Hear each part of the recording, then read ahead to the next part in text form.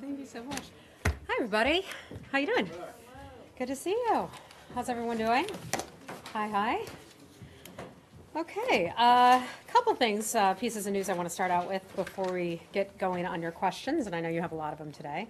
Let's start with this. This week, the State Department partnered with experts in the Texas Department of Public Safety to train Guatemalan transnational anti-gang unit. The training, which was organized by the department's Bureau of International Narcotics and Law Enforcement Affairs, took place in Florence, Texas. In Central America, gangs perpetuate violence and foster conditions that drive people to leave their homes, often traveling through Mexico toward the United States.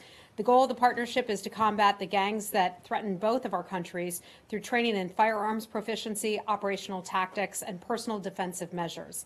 The State Department works with federal, state, and local entities in the fight against violent gangs. The Texas Department of Public Safety is sharing its expertise with Guatemala in an innovative partnership to fight criminal threats to the U.S. and Central American security. Second thing, I'd like to talk about Cambodia a little bit. It's a topic we've covered a lot, and our concerns about the dissolution of the opposition Cambodia National Rescue Party. We are gravely concerned that the Cambodian government's decision to dissolve the Cambodian National Rescue Party, the CNRP.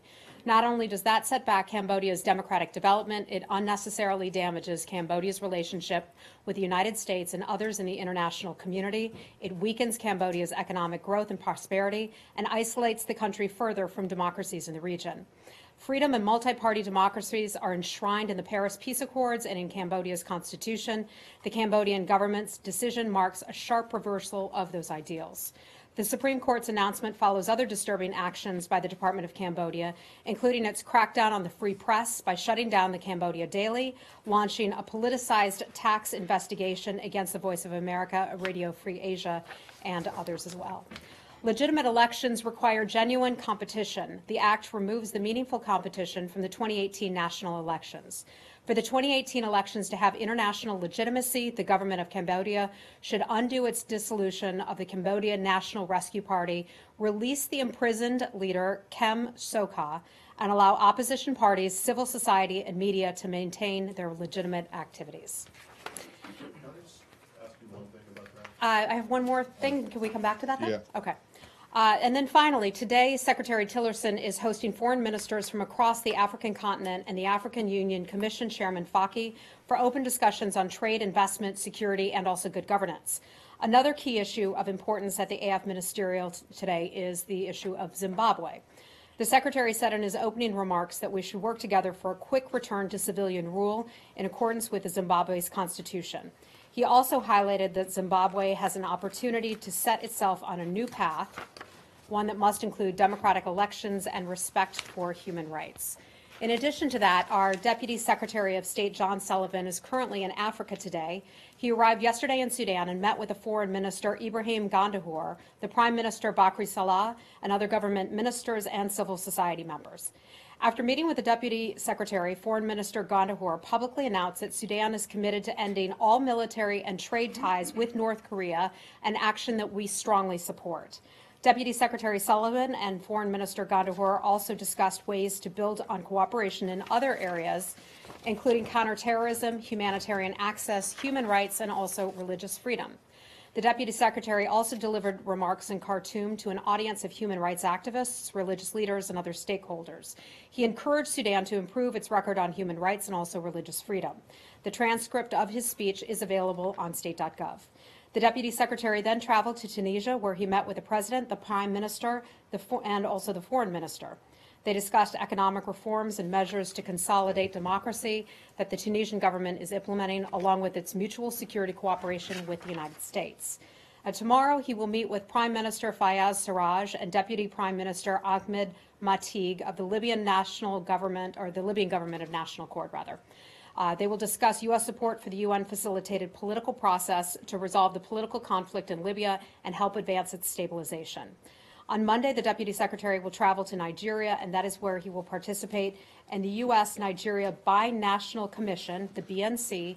It is an annual high-level dialogue between the U.S. government and the government of Nigeria. Okay, and with that, I'll take your questions. You want to start in Cambodia? Well, very quickly, Yes. before I defer to Michelle, who needs a quick soundbite Okay. on the air. something you can appreciate. I Yeah. think. Just on Cambodia, your statement, you said that this action further distances Cambodia from democracies in the region. What countries exactly are you referring to in the region? None of Cambodia's neighbors, would say Thailand, which is under a junta right now, Vietnam, which is a one-party state, Laos, which is a one-party state, and Burma, which is not really the most democratic model. So what countries are you I would say that there are referring to? democracies in the region. Bangladesh would be an example. Democracies in the region that would have greater concerns about the movement away from press freedoms and other freedoms. Okay, but I just would make the point that Thailand, that Cambodia's immediate neighbors, it seems to be going in the same direction as them, not distancing themselves because they're not really democracies. I think we've Anyway. said not only does it set back Cambodia's democratic development, it damages their relationship with the United States and others in the international community. Okay. Okay? Michelle, All sorry. right. Thank you. Hi, Michelle. Remind me, where are we starting today? Where are we We're starting on the state of the State Department. Okay. There have been lots of letters from Capitol Hill about this. McCain and Shaheen are urging the secretary to end a hiring freeze and to resume promotions. Murphy is asking Tillerson to rethink this buyout procedure.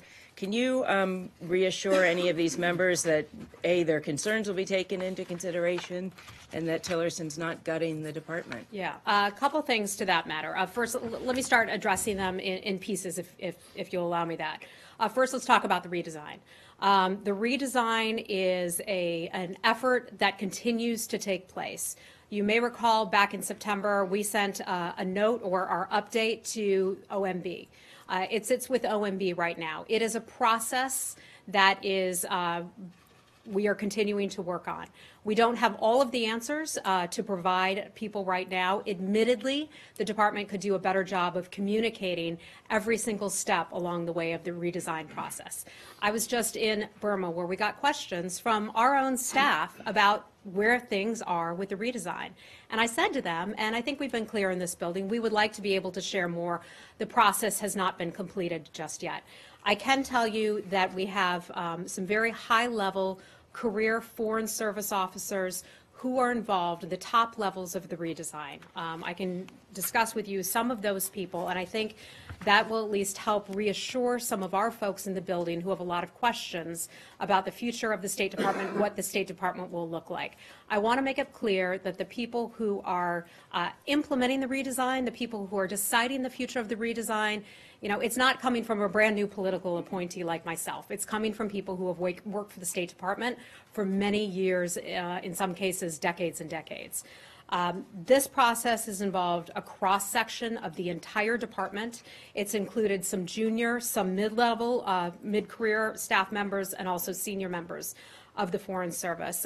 You may recall that 35,000 members of our community weighed in when they were asked to fill out that questionnaire regarding the redesign. 300 interviews have been conducted so far as a part of the redesign process. It's been an inclusive process. You know, many of you work in the private sector. I would ask, have your companies ever asked what you think should be the future of your corporation? I'm pretty confident in saying that answer is probably no. So this department regards the overall redesign as being an employee-led, employee-driven process. And I will again go out and say, admittedly, there has not been enough communication. And I think the department recognizes that. I would like to share with you some of the people who are involved in some of the phases of the process, because that has not previously, to my knowledge, been discussed just yet, and I think it'll make people feel perhaps a little bit better about it. The Executive Steering Committee has been chaired by Deputy Secretary John Sullivan. It also includes USAID Administrator Mark Green, the Undersecretary for Political Affairs Tom Shannon, Acting Management and Director General Ambassador Bill Todd, and also the U.S. Ambassador to Bangladesh, Marsha Bernakat.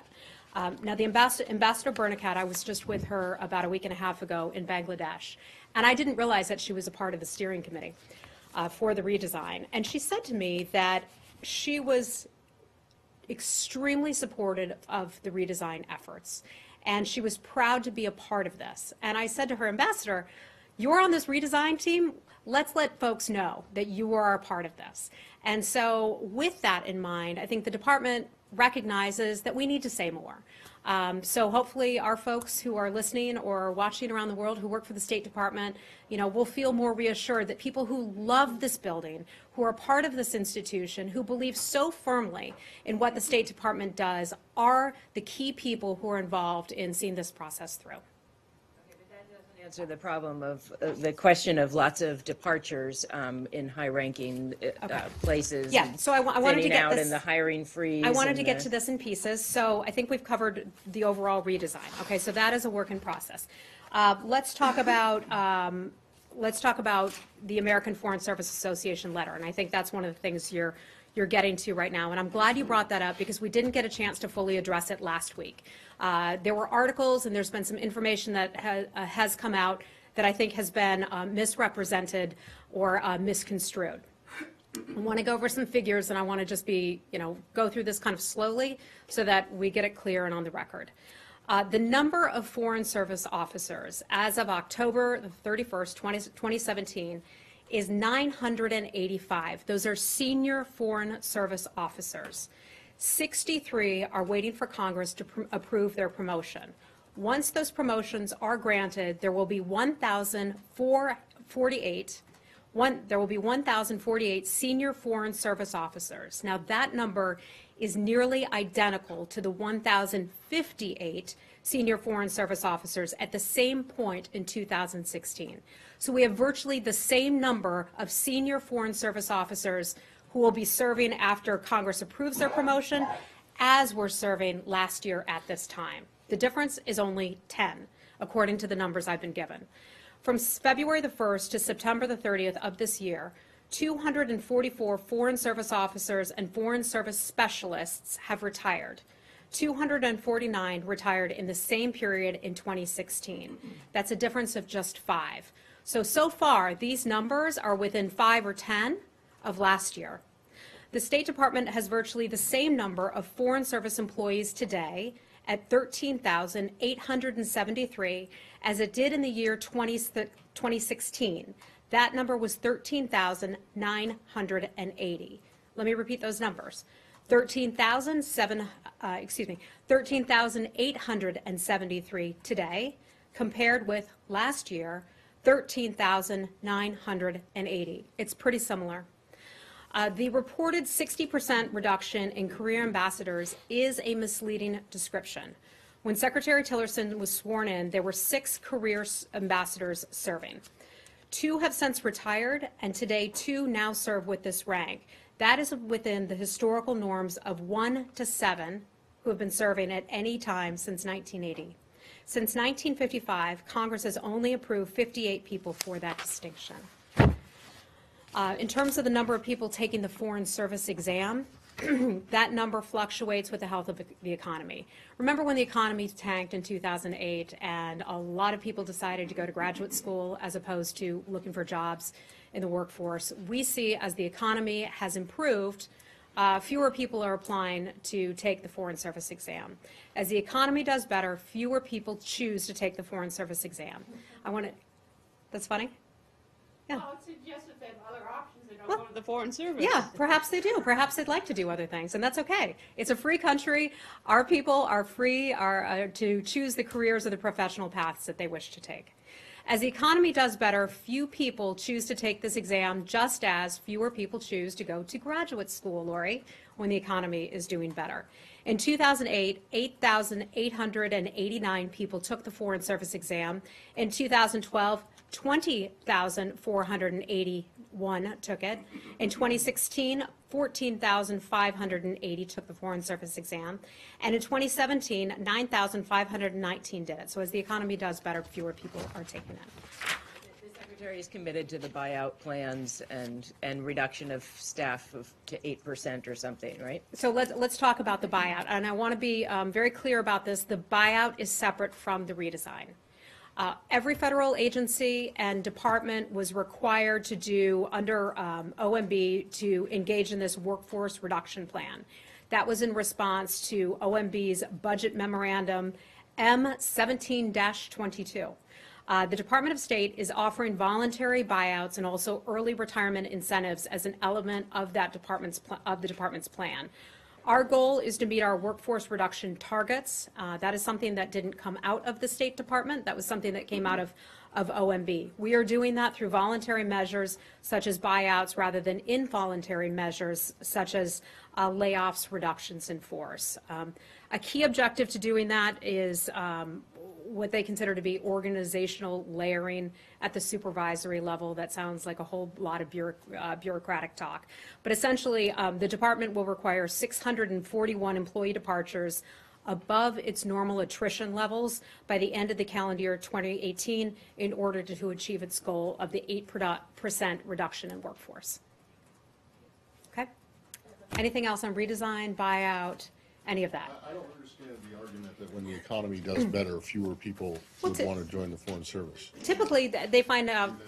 You think that they make more money elsewhere? I'm not going to, you know, sort of make a. It would seem to me that when the economy does.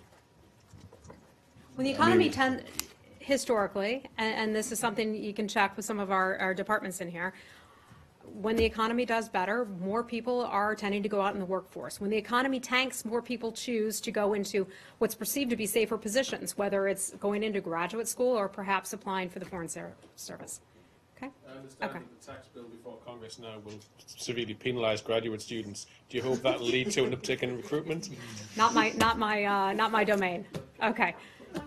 Yeah. Frustrations from Congress are that there hasn't been any kind of specifics given behind this. So you gave us some of the leadership that's leading this, but do you have any more specifics on the redesign that you can offer and a timeline perhaps? Because we thought it was going to be done by this fall, now it's December, now we're coming into next year. So I know that the Secretary will be making an announcement on this at some point. I don't want to get ahead of what he is set to announce. Some of this work is still in progress.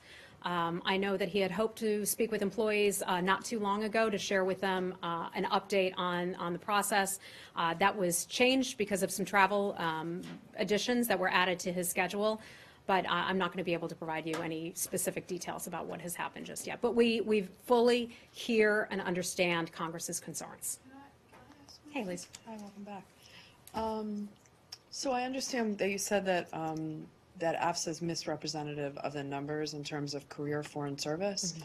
But what do you say to just the general perception of career officers that they may not be at like the top career ambassador level because there's so few, but like in those lower few ranks that are just saying like, you know what, I'm not getting a new post, I'm not welcome here anymore, I'm getting the signal that I should leave because there's no more work for me to do here, that I'm not appreciated. And those are the people that, may not be at the top level, but there are, a lot of people at that kind of upper range still that are just leaving because they feel like they're not welcome here anymore. So that's sort of anecdotal in nature. I can only speak to. Anecdotal, but we've all spoken. Yeah, we've all heard that. I have not had the chance to speak to people who have said that to me.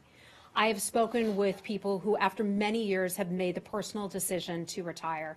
People who have been fantastic and have done so much good work for this building. I've had the opportunity to meet with, and most recently on 2 recent trips, work with some of our Foreign Service officers who are in the field. They, and you've covered this building for many years, know how terrific they are, know how transparent they are, know that regardless of policies that may be, that they may have to carry out, that they may not support, they would not necessarily express those opinions. I've never worked with a more professional, and I mean this from the bottom of my heart, I've never worked with a more professional group of people than our Foreign Service officers. They have the utmost respect for me. I hope, and I know this doesn't offer a lot, but if I can convey in any way their professionalism, the level of respect that I have and that others have in this building for the work that they do, I hope they won't give up. I know that times may seem tough right now. I know that the headlines coming out of the State Department do not look good, do not look promising. We have a lot of work to do here at the State Department, from the crises that unfold in Burma right now to what is going on in Iraq and the good defeating of ISIS that we are doing. We have so much work that has left to be done. on to what is happening in Cambodia right now. Their work, I can just say from a personal point of view, is valued, is needed. We need the Foreign Service officers to keep doing what they have committed their lives to do. I hope that they will stay on. It breaks my heart to hear that some feel that they aren't wanted or aren't needed or aren't appreciated. If I can get somebody else to convey that more convincingly than I can, I would love to do that. But I can just speak for myself right now and say how fantastic they That's are. a very impassioned statement. Do you think it would help if maybe the secretary would address, the employees of the building and kind of worldwide and tell them? Because I think they're looking for that type of, leadership. I guess that's what I think all of the criticism that has been written about. I understand that. And I think when he does go to post, and he had the opportunity to speak to our colleagues in London not long ago, he spoke to some of our folks in Burma, he was at some of our embassies in Asia, for example. I know he conveys that. I know he says that he values their work. Could we do more? Sure, I think we could always do more. Yeah. I think some folks in the building were taken aback when the secretary gave an interview to one of our colleagues from Bloomberg, I believe, that said that if there's low morale, that he's not seeing it, that he walks the hallways and people smile at him.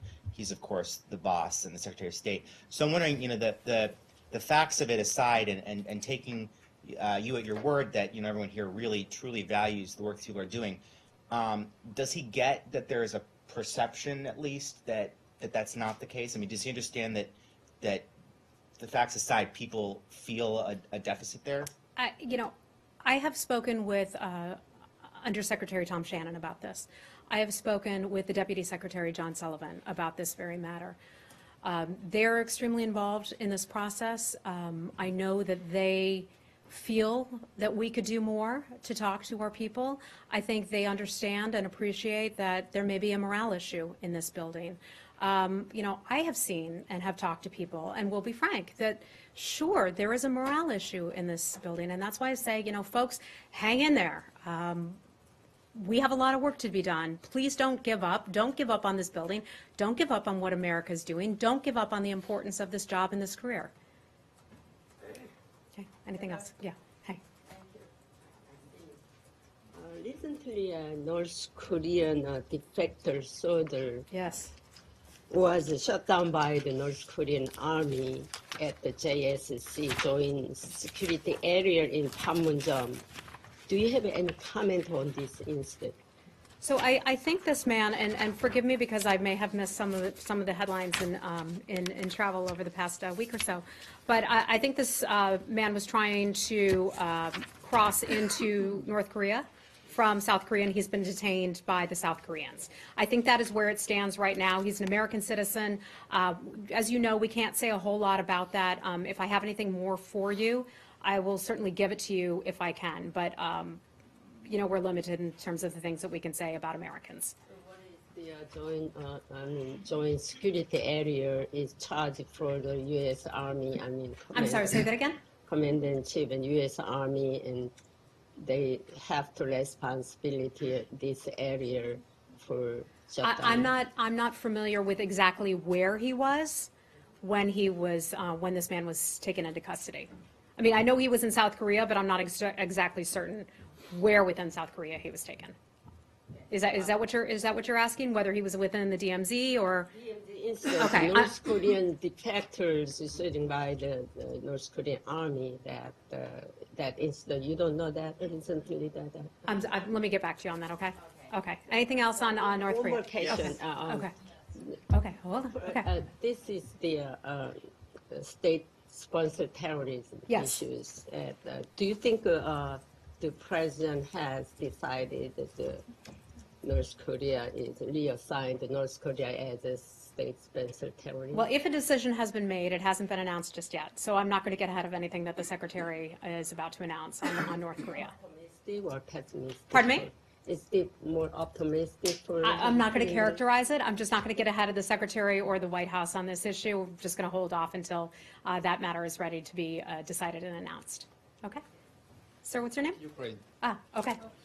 Okay, hold on. We're going to stick on North Korea. Okay. We'll get to Ukraine. Hi. So you've been pushing countries all over the world to cut their diplomatic ties to North Korea. We talked about that with Africa. The North Korean government, through their state-run news today, announced that they're foreign minister has just left on an official delegation to Cuba. Do you have any message to the Cubans about the advisability of them entertaining official delegations from North Korea right now? I don't. I'm not aware of that. This is the first I'm hearing of that. So let me just give it some thought and get back to you. Okay. Anything else in North Korea? Okay. Hey, how are you? Good, how are you? Good. Do you have any readout of Ambassador Yoon's meetings in South Korea? Hold on one second. So I know I don't think I have a readout of his meetings, but I can confirm that he did have some meetings in South Korea. But I don't believe I have specifics on who he met with.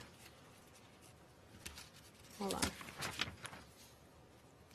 I don't think we do. Robert, do we have anything on that? We don't. Okay. Yeah, no, I'm sorry, I don't, other than just to confirm that he was there. Pardon me? Could you get one? I will certainly ask, yes. Okay. Hey. Follow up on that. The Chinese sent a delegation or a senior envoy to North Korea at exactly the same time. Was that something discussed while Mr. Trump and Mr. Tillerson were in China? I'm not aware of that. Sorry. Okay. North Korea. You may be able to address this when you release the readout, but he was quoted by Jan Happ as saying that the Chinese envoy being sent had very significant meaning considering the current situation. Just wonder if that sentiment is shared by the secretary. That he had what? He was commenting on the Chinese envoy going to Pyongyang, and he said that that had, quote, a very significant meaning considering the current situation. I'm just wondering if you have some sentiment from this building on this on what you're hoping to see out of the meeting that the Chinese envoy is having. Well, I wouldn't want to get ahead of that, but overall, I can say, China has been, and the president spoke to this in his travel overseas, that China has been helpful. We always look at all countries and say that there's more that they can do to help on the matter of the DPRK. China has been taking steps in the right direction, and we feel positively about that. Okay. Anything else in North Korea? Okay. It seems there's a disagreement between the U.S. and Chinese over the idea of a freeze for freeze. The president had come out earlier suggesting that China and the U.S. were on the same page and did not support the idea of a freeze for freeze, and now the Chinese are saying that's one of the things under discussion with North Korea.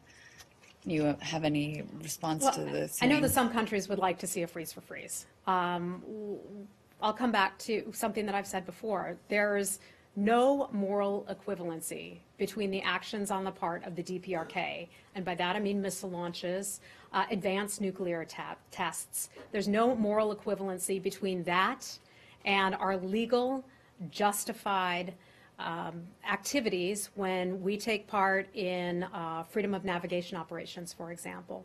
One is not equal to the other. Our activities between the U.S. and South Korea, for example, are lawful. They're long-standing. They've taken place since, I believe it was the 1950s or so. They're defense-oriented military exercises. What the DPRK has done has been unlawful nuclear and ballistic missile programs and testing.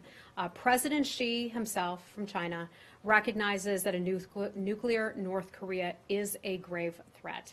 A lot of countries like to talk about this idea for a freeze for freeze, but that's just not going to work. We've done these freedom of navigation operations and other things for many, many years. They're lawful. It's enshrined under international law. And that's not going to change. Was the U.S. caught off guard by the fact that they seem to be coming out in favor of the freeze for freeze after previously? Not that I'm aware of. It doesn't surprise me because, Janny, I know you've asked about this one a lot. At different points, different countries have raised that idea. Oh, maybe this would make North Korea stop. No, I don't think so. A freeze for freeze would not likely make North Korea stop its actions or activities. Okay, we done on North Korea. Let's move on. Okay. Okay, let's go to Iraq. Hi. The Kurdish government has repeatedly endorsed the calls that you and others, like the European Union, have made for Erbil and Baghdad having a dialogue. Mm-hmm. And the KRG has done various things to facilitate that dialogue, including endorsing the decision of Iraq's Supreme Federal Court, which ruled against succession. So they essentially said we're not looking for independence. Yet there is no diplomatic dialogue. The Iraqi air blockade on the Kurdistan region remains in place. There's a huge Iraqi military force mobilized against the Kurdistan region, which implicitly threatens another attack. Is Baghdad doing enough, in your view, to accommodate your own policy objectives? So, Lori, you said there is no dialogue, and I would have to disagree with you about that, because Prime Minister Abadi has met with the government of Erbil, and they have had direct military-to-military talks to try to de-escalate tensions. So there are steps that are taking place, there are meetings and there are conversations that are being had. That's a positive step. I feel like we're having this conversation, the same conversation that we had about a week ago.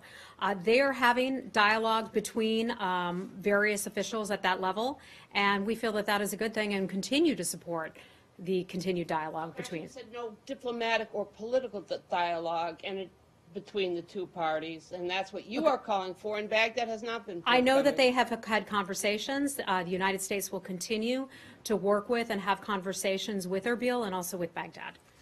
Special Envoy, Presidential Envoy McGurk was in Baghdad. He was in Erbil. Did he receive any commitments from the Baghdad government on starting a political dialogue? I don't have any information about his latest travel or when he was there, so I just don't have anything to provide you on that. Okay? Hey, hold on one second. Okay, let's talk about the area. Right, guys, let's talk about Syria. Hold on. With the Russian veto yesterday in the United Nations of the Joint Investigative Mechanism, I was wondering if you could talk a little bit about what the United States is looking at to replace that, so you can continue to keep an eye on the use of chemical weapons and who is responsible in Syria. So, Carol, you're talking about the Joint Investigative Mechanism. We've talked about this a few times over the past couple months or so. We were extremely disappointed that the Security Council did not renew the mandate of the Joint Investigative Mechanism. What is so important about this Joint Investigative Mechanism is that that entity, if you will, determines culpability for chemical weapons use. Okay, that is important to know. Not just that chemical weapons were used, but who actually deployed them, which country, which entity has deployed them. We see this, the work of the Joint Investigative Mechanism, as critically important to holding people, individuals, militaries, responsible parties accountable for the use of chemical weapons.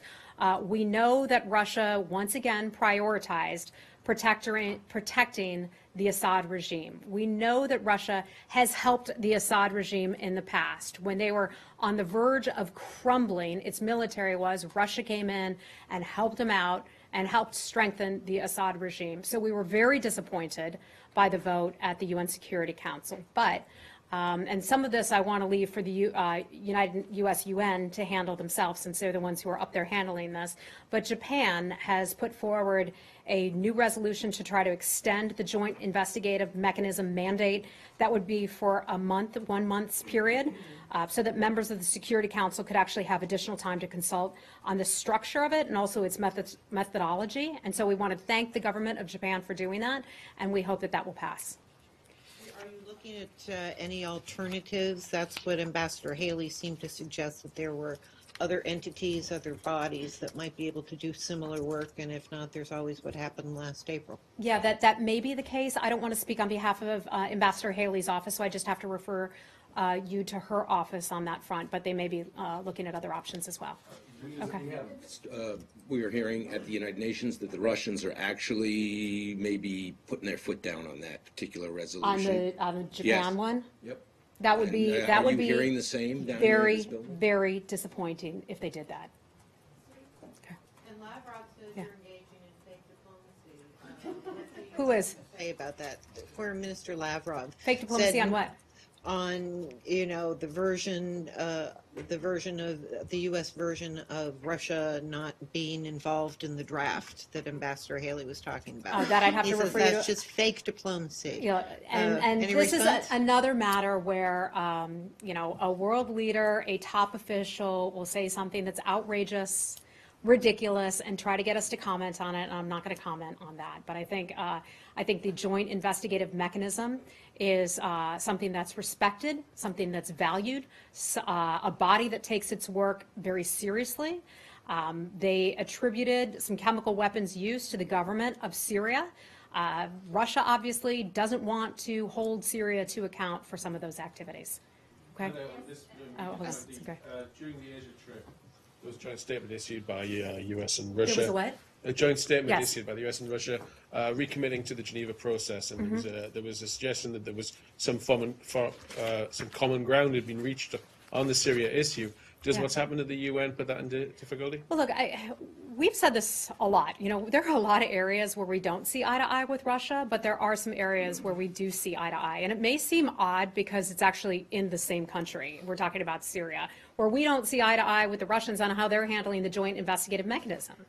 But we do see eye to eye with them on the defeat of ISIS, and that's the whole reason that the U.S. is engaged, along with the coalition allies in Syria to begin with. And where we do see eye to eye, as the President and as Vladimir Putin and Secretary Tillerson have discussed, is in trying to create another ceasefire zone. There's the one, and I talk about it all the time because I'm proud of the work that we've done in holding a ceasefire since July the 9th, I believe it was, of this year in southwestern Syria. So the Secretary and the President and Mr. Lavrov and Vladimir Putin had agreed to trying to put together another one. If we can do that together and find this area of agreement and could potentially bring in more aid and save lives and try to get Syria more stable, try to get it back to a place where people can eventually return to their homes, that would certainly be a good thing. I hope we can get there. That's the ceasefire, but what about the Geneva process? Oh, the Geneva process, that's something that we are completely supportive of. We have talked about that for a long time. I know up at the United Nations, as the Secretary met with the like-minded countries on Syria and also with the de-ISIS coalition members separately, that was one of the things that we recommitted ourselves to, the Geneva process, so that hasn't changed. I don't know. I know that we continue to support the Geneva talks. I don't want to, Russia had agreed to join the Geneva talks. We see that as the long-standing and best road to peace and stability. I hope they will stand behind that and won't back away from that. Okay. Ambassador Haley said that Russia cannot be trusted or credible. She said the what? Russia cannot be trusted or credible after this veto. What would this? How would it affect the agreement? Yeah, I don't want to speak on behalf of Ambassador Haley. She has very, very capable spokespeople who represent her on this behalf. I've not seen her exact comments, so I don't want to comment on those. But you said yourself that Russia will prioritize supporting, protecting the Assad regime, and Yes. this is all what political solution is all about. So, how would you trust the Russians on seeking a political solution if they always prioritize protecting Assad? Look, that's a concern. That's a concern of ours, but it doesn't mean we're going to stop working on it. Okay. All right. What do you want to talk about? Okay. Heather, the Secretary, I believe earlier this week, seemed to express some concern about the corruption investigations and arrests in Saudi Arabia. Has the State Department since then received satisfactory information about how those prosecutions are taking place? I'm not aware of any calls that have taken place between the U.S. and Saudi Arabia. We obviously have a good relationship with the government of Saudi Arabia and have lots of various relationships at different levels with Saudi Arabia. In terms of the arrests and the proceedings, I just have to refer you to the Saudi government on that matter. They're a strong partner. We continue to encourage that government to have transparent and fair judicial proceedings and hope that they will do so. And there's also the Lebanese Prime Minister is reportedly returning to Lebanon. Is this a move the United States supports? I'd have to refer you to his government, and also I understand he may be going to France, the government of France on that. Okay. And one more, also, there is a report out of the United Kingdom that there will be a transfer of power in Saudi Arabia to the Crown Prince next week. Is that something the United States is hearing about? I'm not aware of that. I don't have anything for you on that. Hold on. The second to last question was, does the United States support Prime Minister Hariri going back to Lebanon? And you referred. I thought you said going back to France. He's going back to Lebanon, but he is going via France. Or going via France. You referred us to the government of Lebanon and the government of France for what the U.S. government thinks about. I don't have anything for you on that. Okay. Okay. I don't have anything. I thought he said him going to France. I didn't hear the Lebanon part. My apologies. Okay. I know you're dying to talk about Ukraine. How are you? Oh, okay. Hold on. I promise we'll get to you. Let's finish up with Saudi first. Does the United States have reason to believe the Saudis' assertions that Iranian missiles are coming into the Houthis via the port of Hodeidah? First, there are reports that Mr. Hariri, what does the United States have to say about reports that Mr. Hariri is going to Paris? And do you believe that he will stay there in exile, or would you want the French to ensure that he goes back to Beirut? I think we have no idea on that. That one is the one I would refer you to him and also to the government of France. And on the missiles? In terms of the missiles going in, potentially, that some would say, go into Yemen. Is that what you're referring to? Does the United States have reason to believe the Saudis' assertions, or do you support their assertions that these missiles are going through the port of Hodeidah? That would be, I think, an intelligence matter, so I'm not going to be able to comment on anything related to intelligence as it relates to ports and also any land bridges or flights in terms of getting aid into Yemen. That is something we are strongly supportive of. We encourage that to take place. For the opening of those, we've long called for that so that people can get the aid and the humanitarian help that they need in Yemen. So the United States believes that not all of the ports are open to Saudi, to humanitarian supplies. We know that there has been an issue with that for months. Okay. All right. We'll talk about Ukraine now. Thank you so much. And tell me you're with who again? Ukrinform News Agency. Ukrainian what? Ukrinform News Agency. Inform News Agency. Okay. Nice to see So you I again. actually have two questions about Ukraine. Two questions.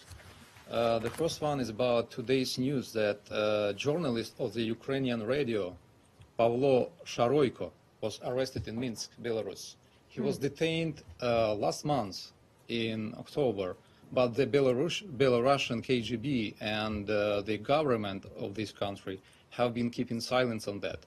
The other Ukrainian journalist, Roman Sushenko, has been detained in jail in Moscow for more than 1 year. We also know other Ukrainian journalists who were persecuted by KGB/FSB. Do you have any comments on this situation? I'm sorry, I don't have any information on that. I'd like to look into that and get back to you. In general, about the detention of Ukrainian journalists outside in Belarus and Russia. One of the things that you will hear, and I know we haven't had a chance to work together very often, but I'm really passionate about the rights of journalists, about the importance of free speech, about the work that reporters do in dangerous conditions all over the world. We firmly believe here at the State Department that in other countries, more voices contribute to a better democratic and more fair society. So if there are journalists who are true journalists who are being detained, that would be a concern of ours. But the specific cases that you're talking about, I'm afraid I just don't have any information for you on those cases, but I'd like to look into it for you and see what I can get. Okay, and the other question is about the visit of Assistant Secretary of State, Mr. Mitchell, and his meeting with President Petro Poroshenko and other senior government. Do you have an official remarks? And in general, could you comment, how do you assess the level of the cooperation with Ukrainian government? Okay. A couple things. So our new Assistant Secretary, Mitchell, I don't believe you all have met him yet, have you? Okay, I'd like to bring him down to the bullpen and introduce you all to him someday soon. I think you will enjoy him. I have a little bit of information about the trip that he just returned from. I believe he's now back in Washington. He went to Belgium, France, UK, Germany, Poland, and also Ukraine. And I've got a bit of a readout on some of his meetings, if I can go through this for you. In the UK, Wes Mitchell had constructive meetings in London on November the 9th at the Foreign and Commonwealth Offices and Her Majesty's Treasury. He discussed a wide range of topics with UK officials and emphasized the United States' commitment to continue building on the strong relationship between our two countries. In Germany, he had meetings with senior government officials in Berlin. Assistant Secretary Mitchell reinforced the importance of transatlantic relations and our close continued cooperation with Germany on international issues of mutual concern, including Iran, Russia, and the DPRK. In Poland, he visited there November 11th through 14th. He took part in Independence Day observances and other civic and cultural events. He had frank and positive exchanges of views with Polish government and opposition members and had the opportunity to discuss concerns with representatives of the American business community and of Polish civil society. And then in Ukraine, as you asked about, November 14th to the 16th, Assistant Secretary Mitchell met with senior government officials in Kiev, including President Poroshenko, Prime Minister Groysman, and parliamentary leaders. He reaffirmed the United States' commitment to Ukraine's sovereignty and territorial integrity and encouraged Ukraine to continue implementing critical reforms. He also met with business leaders and reformers from civil society to urge them to redouble their efforts to transform the country into a prosperous, secure, and democratic European state. Thank you. Yeah. Sure. So the Secretary in his comments this morning on Zimbabwe said that he, or the United States and others would like to see a return to civilian rule in Zimbabwe. That is language that suggests that you believe that a coup d'etat has happened. Is that the case? Is that what you guys think? So we certainly wouldn't use that word. That word has a very specific meaning. We continue to monitor the situation there. It remains fluid. We don't have a final assessment of that situation, and as facts become more clear, then we may be able to make an assessment. Well, does the U.S. believe that Zimbabwe right now is not under civilian rule? He talked about the return to civilian rule. I think it would just say we have concerns about the situation, and we're continuing to monitor it. And then related to Zimbabwe, you opened up with a little thing about Guatemala and INL. A little thing. A little opening thing. It wasn't intended to be. You make it sound so cute, Matt. About INL, we're doing work in Guatemala. Yeah. Well, INL, there's an office within INL that you might be aware of, which is a wildlife trafficking office. Okay, and this is related to Zimbabwe. This office within INL works very closely with the Fish and Wildlife Service to combat wildlife trafficking. As you are probably aware, the Fish and Wildlife Service has decided to start licensing the taking of elephant trophies from Zimbabwe. And Chairman Royce of the House Foreign Affairs, Chairman of the House Foreign Affairs Committee, has come out with a statement within the last couple hours vehemently opposing this, saying that not only is it questionable on conservation grounds because of the inability of the Zimbabwean government, or questions about the Zimbabwean government's abilities in that area, but it also will spark trafficking in wildlife parts and trophies, which he says and others say, including in this building, the funds from that finance terrorism. So I want to know, one, did the Fish and Wildlife Service communicate at all with the office, with the State Department office, which deals with wildlife trafficking, on its decision? And if it did, or even if it didn't, what does this building think about that decision to allow the licensing of elephant trophies? Okay. Let me look into whether or not Fish and Wildlife under the Department of Interior was in touch with us. I don't have the answer to that. I can tell you that the State Department recently released a new report. Some of you may be familiar with this. It's called the END Wildlife Trafficking Act. It was a report to Congress. And this is what I can share with you about that the State Department worked with other agencies on a task force to put together this wildlife trafficking report. There were countries included on this list. Our government, I believe Zimbabwe was or was not on that list, was not on that list. This is something that was put together as a sort of an interagency process. I know this is different than what you were asking me about. You're asking me about the decision on the part of U.S. Fish and Wildlife. I'll just have to get back to you on whether or not they consulted us. And then, unrelated to that completely, does the administration have any comment on the legislation that was introduced earlier this week by Congresswoman McCollum and others regarding Palestinian children, protection of Palestinian children? I don't have anything for you on that. I'm sorry. And then last one. You got that one, Palestinian children? Okay. I have been asking for some time about this case in Bahrain, Yes. about Saeed al-Wadeh. Do you have any updates on the situation with that court case? I don't have much new on this. So a couple things on this. Saeed al-Wadeh, he's a London-based activist who's been very critical of the government of Bahrain.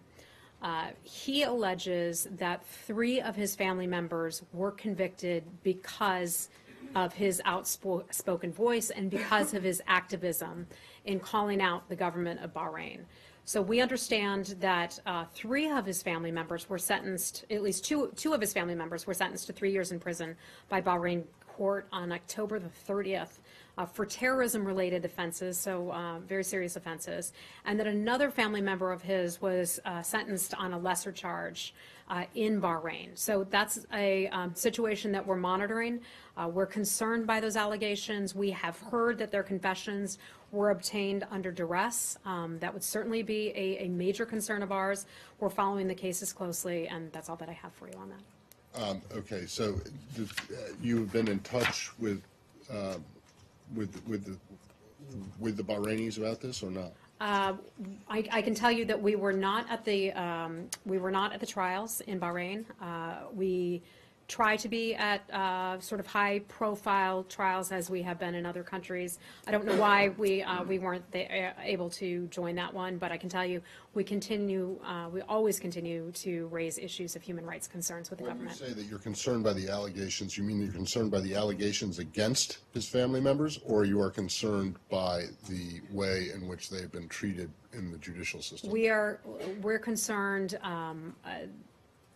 We're concerned about the detainment of these people. We're concerned about allegations that they would potentially, if this were to be the case, be sentenced because of the actions of a family member. Because a family member criticized the government, it would concern us if those family members of his were detained. Okay. And the direct confessions under duress, I presume. Exactly. Sure. Yeah. Okay. Yes. Yes. The Secretary said that it would be an opportunity for Zimbabwe to move towards democratic rule. So if it works out that way, could this military takeover have been a good thing? I'm not going to go there on one. It's our understanding that South Africa and China were informed in advance. Was the United States informed in advance of the military's plans? I don't have the answer to that. Okay. All right, guys, we got to wrap it up. We got to go. Talk about concrete actions that the African ministers and presumably the U.S. could take to help this transition. Do you have anything to say about what concrete actions that might be? I don't. Sorry. Thank you. Thanks, everybody.